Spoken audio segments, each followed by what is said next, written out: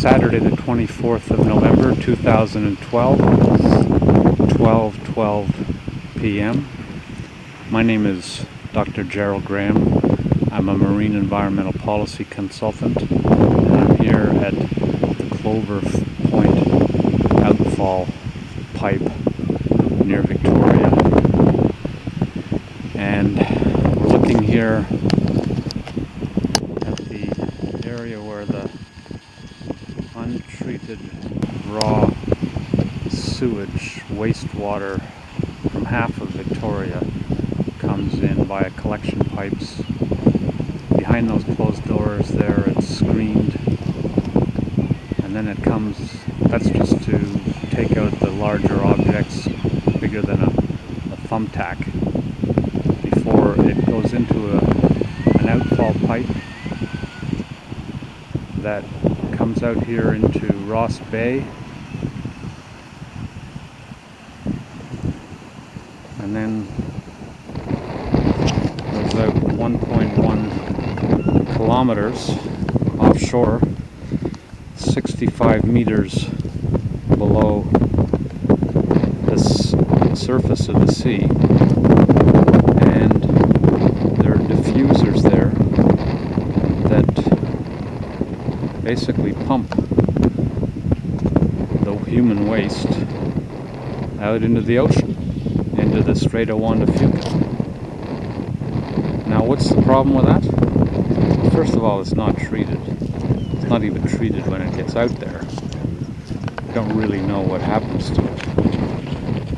But the real problem is that this is critical habitat for southern resident killer whales, an endangered species under the Species at Risk Act in Canada. And those killer whales are quite contaminated. And amongst the contaminants in those killer whales, and there are only about 85 of them left,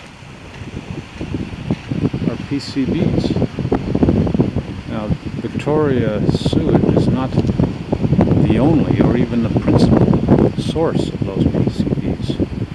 But the PCBs are in that waste. And we can get rid of some of those PCBs, at least by treating the human waste. But we're not doing it. So basically, for decades, it's been pumping the sewage out there. It's a contaminated site. It's against Article 36(3) of the Fisheries Act.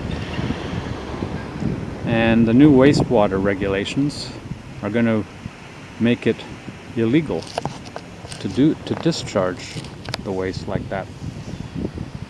Victoria is being required, mandated by the federal government and the provincial government to clean up its act by 2018 for the province and 2020 for Ottawa. Now, there's some people against that. They say the cost is prohibitive. But in fact, 2/3 of the cost is being paid by the federal and provincial governments. The funding is there, they've approved the plan, and now is the time to act.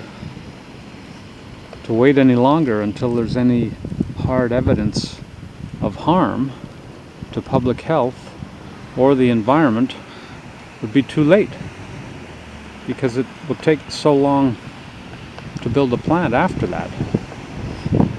Now, I've actually sailed out there over the outfall pipe. I've seen the grease there in the summer. I've smelt it. The telltale sign is the seagulls feeding on the oil and grease from restaurants and what have you. I've actually seen pods of killer whales out there swimming right through the sewage. Now, how healthy is that? Those PCBs, they get into the salmon. The orcas feed on the salmon. It's called bioaccumulation. It goes up the food chain. And under the Species at Risk Act, the local authorities are required to take steps, and the federal government required to take steps to protect the orcas, this being their critical habitat. The area here from Race Rocks all the way out to Harrow Strait there. And so it's in the cards. We've got to clean up our act. We have a plan. It's a good plan. I say, let's act on it.